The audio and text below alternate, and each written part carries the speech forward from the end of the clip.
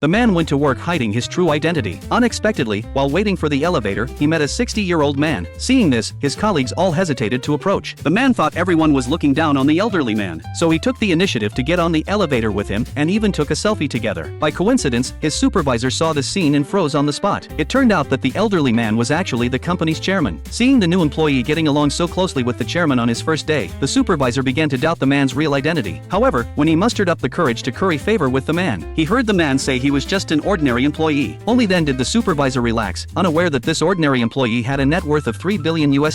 Seeing the man's innocent look, the supervisor immediately became arrogant. He ordered the man to buy milk tea for everyone in the company. The man was stunned for a moment. The supervisor, assuming the new intern had no money, kindly handed him a $5 coupon. What he didn't know was that he had underestimated the man's financial strength. The man actually bought milk tea for all 1,000 employees in the company. This extravagant gesture left the supervisor dumbfounded. From then on, the man became famous among his colleagues, and everyone grew fond of this simple-minded wealthy young man. Soon, the man also let his colleagues experience his money power. One day, the man went on a business trip with his supervisor to another city. But when they arrived at the airport, they were told that all tickets for their flight had been sold out. With an important meeting that night they couldn't afford to miss, the man simply pulled the supervisor away. It turned out that his uncle was the boss of an aviation company. He had already called his uncle and secured 2 first-class seats. The supervisor was shocked, as he had never flown first class before. Later, when they arrived at their destination, the supervisor originally planned for them to share one hotel room. But to his surprise, the man took him directly to a 6-star hotel and said this hotel was also owned by his uncle, so they could stay for free. Upon hearing this, the supervisor was so moved that tears welled up in his eyes. Do you have such a wealthy colleague around you?